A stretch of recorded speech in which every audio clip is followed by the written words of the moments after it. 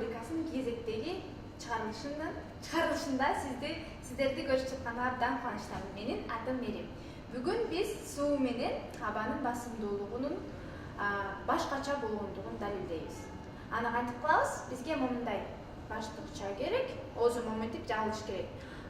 Көлөмү чоң деле болбосо болот, бирок сууну толтура кылып куйгула макулбу?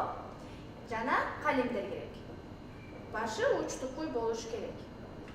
Эми анда эмесе баштайлы.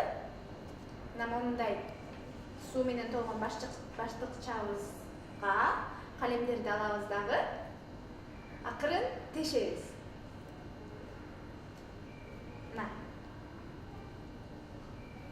Мынсеңер суу төгүлбөйт.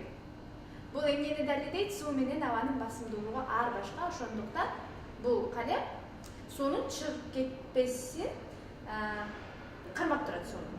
Төгүлүп кетпеш үчүн. Экинчисин саябыз. Тешебиз монтип. Мына. Ошентип каалагандай кылып, каалаган жериңерге монтип киргизе берсеңиздер болот.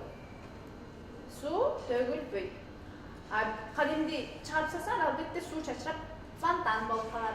Кийинки рубрикабызда көрүшкөнчө сак саламатта туруңуздар балдар.